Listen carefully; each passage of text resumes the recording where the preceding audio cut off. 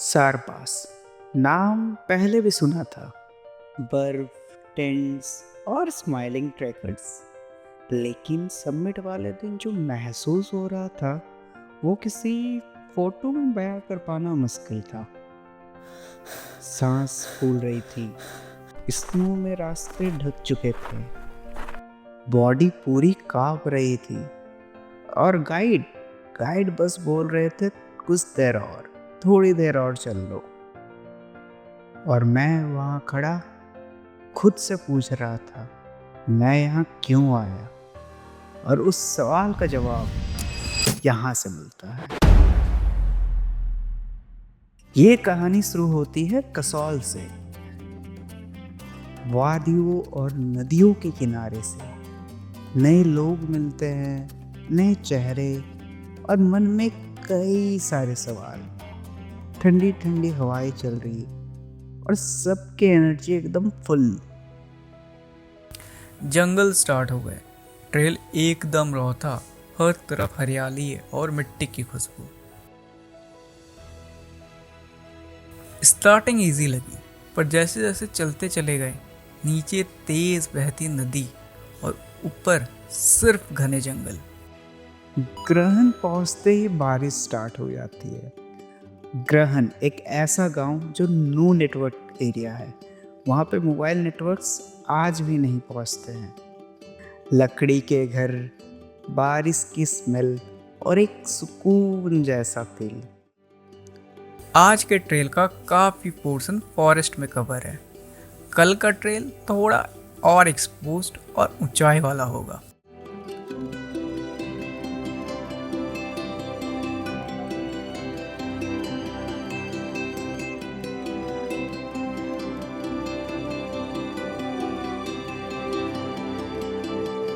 आज का stay करहन village में है। एक पुराना home stay, basic room, no heater, बस एक रजाई और ठंडी हवा। यहाँ के लोकल शांत और ग्राउंडेड थे। उनका डेली लाइफ बहुत सिंपल है। और सिर्फ एक थॉट मन में रहता है, कल और टफ होने वाला है। सुबह सुबह ग्रहण से निकलते हैं। बारिश रुक चुकी है बट मिट्टी अभी भी गीली है। चढ़ाई अब सीधी शुरू हो जाती है और सांसें फूलने लगती है। पैरों में भी दर्द महसूस हो रहा है। ग्रुप अब धीरे धीरे पिछड़ रहा है। किसी का पेस स्लो है तो कोई आगे निकल रहा है। आज का टारगेट है मिंथाज, जिसका ऑल्टीट्यूड होगा 11,000 फीट के आसपास। ग्रहण से निकलते ही अपहिल ट्रेल शुरू हो गया। आगे जाके हमें खुला मैदान मिलेगा जहां से सारपास के रिज दिखने लगी थी, पर उस तक पहुंचना आसान नहीं होगा। मिंथास तक मोस्टली एसेंड ही है और बीच में रेस्ट पॉइंट्स काफ़ी कम मिलते हैं। धीरे धीरे हम मिंथाज के करीब आ गए और वो हमें दिखने लगा था। एक खुला मैदान जहाँ सिर्फ कुछ टेंट्स लगे थे, पीछे घने जंगल और एक सामने वाइड वैली। एकदम अनरियल सा फील हो रहा था। मिंताज पहुंचते पहुंचते बॉडी पूरी थक चुकी थी। सबकी एनर्जी डाउन हो चुकी थी। नेटवर्क तो यहाँ भी नहीं था, पर व्यूज ने सब कुछ म्यूट कर दिया। आज तक के ट्रेक का सबसे टफ पार्ट यही था। चाय नाश्ता करके थोड़ा आराम करते ही हैं, तभी कहीं से आवाज आती है, चलो क्रिकेट खेलते हैं। और जो लोग थके हुए थे उनमें फिर से एनर्जी आ जाती है। उनमें जैसे उनका बचपन वापस आ गया हो। कल का दिन और भी अनप्रेडिक्टेबल है। कल हमें नगारू जाना है, जो सबसे ज़्यादा विंडी और ठंडा कैंप साइट है इस पूरे ट्रैक में। बॉडी में पहले ही थकान थी, क्रिकेट खेलते खेलते वो थकान और बढ़ गई और ऑक्सीजन लेवल भी कम हो चुका था। बट उस पहाड़ के बीचों बीच क्रिकेट खेलने का जो मज़ा था वो कुछ अलग ही था।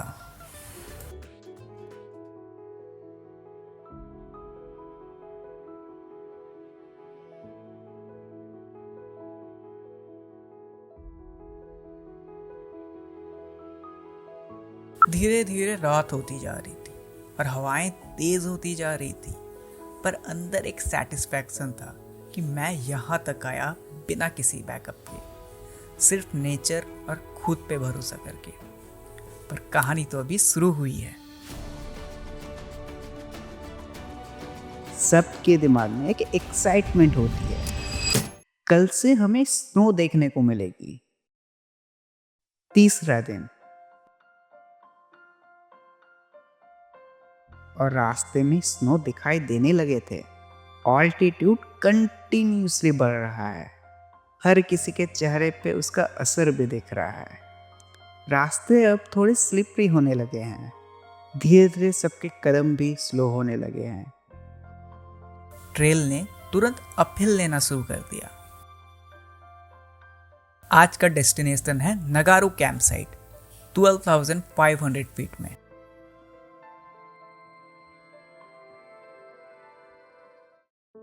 रास्ते पतले थे, एक साइड खाई, दूसरी तरफ पहाड़, बीच में एक पतली सी मडी ट्रेल। धीरे धीरे ठंड ज्यादा फील हो रही थी, क्लब्स के अंदर भी हाथों की उंगलियां नम हो रही थी। थोड़ा और आगे जाके जंगल भी खत्म हो गया और ये वही जगह थी जहां ऑक्सीजन लेवल और डाउन हो गया। हर 10 कदम के बाद रुकना पड़ रहा था, लेग्स हेवी लग रहे थे और चढ़ाई एंडलेस लग रही थी। आगे सिर्फ बादल और साइलेंस और एक एक कदम की गिनती।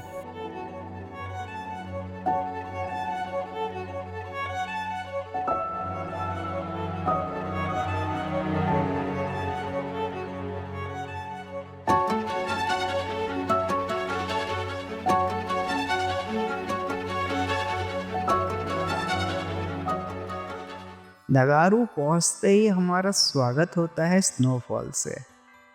धीरे धीरे पूरा कैंप साइट एक सफेद चादर से ढक जाता है। टेम्परेचर भी धीरे धीरे गिर जाता है और हवाएं बहुत तेज चलती है। नगारू कैंप साइट स्नो के बीच, कोई शेल्टर नहीं, कोई जंगल नहीं और नेटवर्क तो भूल ही जाओ। आज काफी लोगों ने अपना कंफर्ट जोन छोड़ा था। वहाँ एक भैया कहते हैं, जब हवाएं बहुत तेज होती है कैंप सब उड़ जाते हैं। थोड़ा रेस्ट करके बाहर निकला और बस सामने जो व्यू देखा, जहाँ क्लाउड्स नीचे थे, नगारू लग रहा था जैसे दुनिया के टॉप में बैठा हो। कल सबमिट डे है, सार पास क्रॉस करना है और उसके लिए 3 बजे सुबह उठना पड़ेगा, अंधेरे में।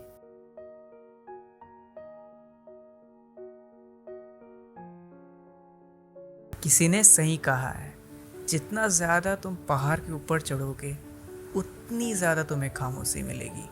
और शायद इसीलिए जो लोग शोर से थक जाते हैं वो पहाड़ों में सुकून ढूंढते हैं।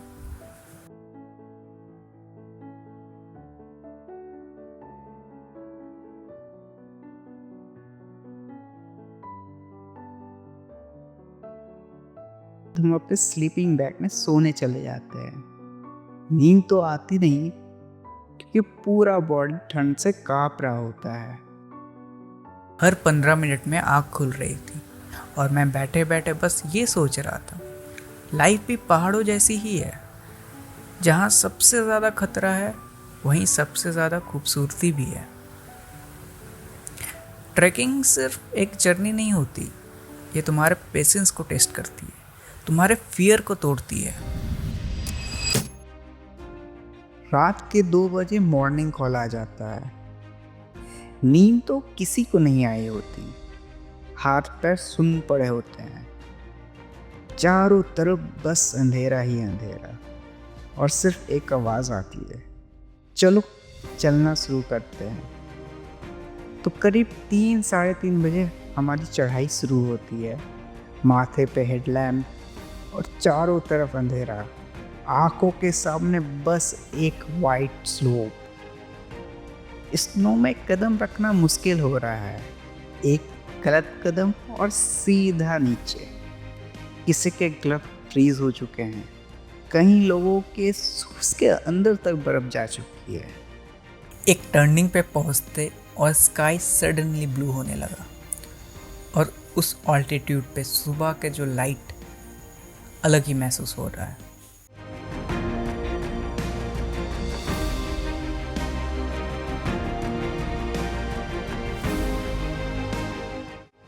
हवाएं काफी तेज है और टेम्परेचर करीब -5 -7।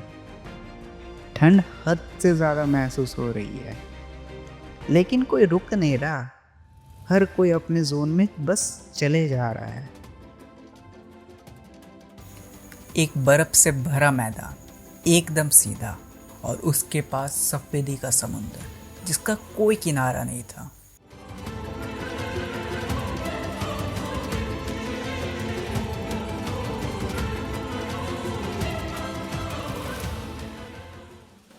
फिर चलते चलते समिट दिखते ही सबके चेहरों पे एक सुकून सा नजर आ रहा है कि अब तक हम जितना स्ट्रगल करके आ रहे हैं वो बस इसी के लिए। सबका सेलिब्रेट करने का तरीका अलग है। कोई सेल्फीज ले रहा है, कोई बस शांत से बैठा हुआ है।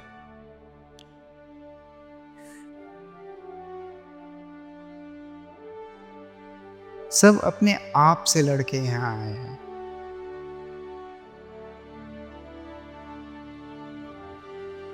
ये वो जगह है जहाँ सिर्फ स्नो, हवा और बस तुम खुद हो।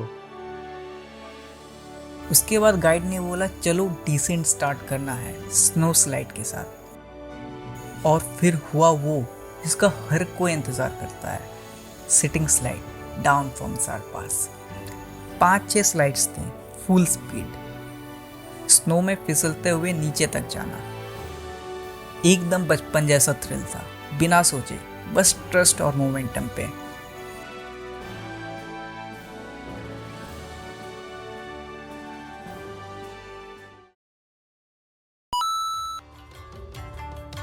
पांचवा दिन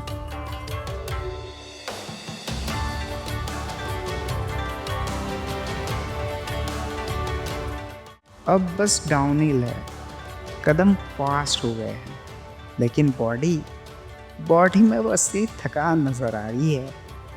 बिस्केरी था एक फ्रेश ग्रीन वैली, स्नो के बाद जहां वापस लाइफ मिलती है। फूलों से भरा हुआ एक बड़ा सा गार्डन, एक छोटी सी स्ट्रीम। ये एक ट्रांजिशन था, एक दिन में -5 डिग्री से लेकर हरियाली से भरा हुआ एक खुला मैदान। आज कोई चढ़ाई नहीं थी, कोई समिट नहीं था। आज सिर्फ नीचे उतरना था, पहाड़ों को पीछे छोड़ना था। मंजिल पर पहुंचकर समझ आता है कि असली कहानी तो रास्ते में लिखी जा रही थी। वो लम्हे जब सांस तेज हो रही थी, वो पल जब थकान से पैर रुकने लगे थे, और वो नज़ारे जो हर मोड़ पर नई दुनिया दिखा रहे थे। यही तो असली सफ़र है। कल तक जहाँ स्नो और क्लाउड्स थे, आज वही मिट्टी, पेड़ और छोटी छोटी झाड़ियों के बीच से गुजर रहा था।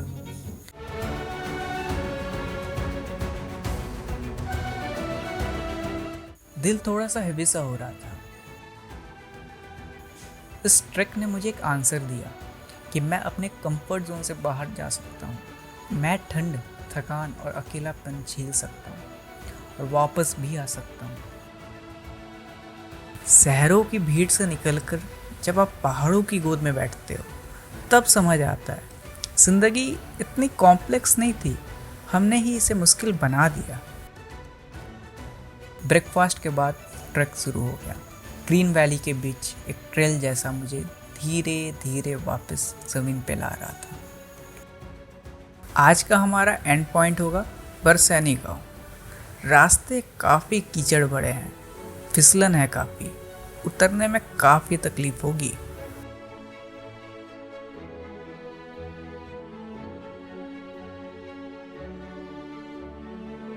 किसी के नील्स दुख रहे हैं, किसी के बैक टाइट हो रही है। दिमाग में अब भी वो समिट की ट्रेस सी तस्वीर है।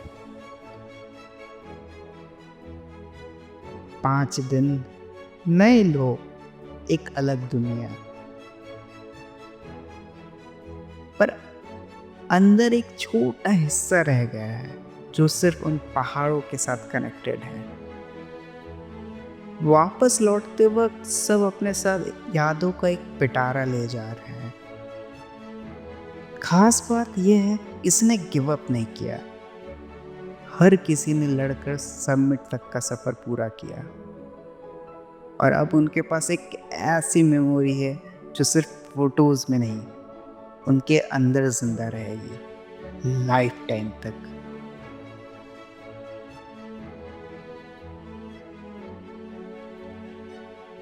मैं बस पहाड़ को देखे जा रहा था, सेम पहाड़, पर अब मुझे वो अलग दिख रहे थे। पहले सब कुछ अजीब था और वही सेम पहाड़ आज अपना लग रहा था। जहाँ जाने से पहले डरते थे, अब वही सुकून दे रहा था।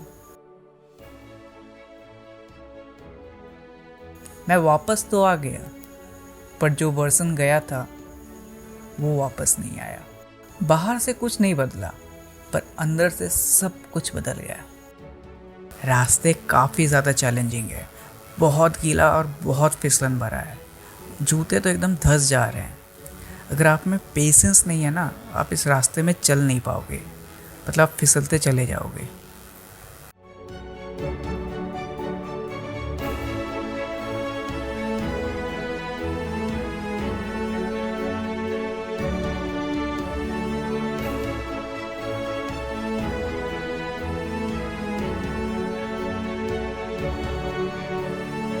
पहाड़ से वापस आ गए, पर एक हिस्सा उनका वहीं रह गया।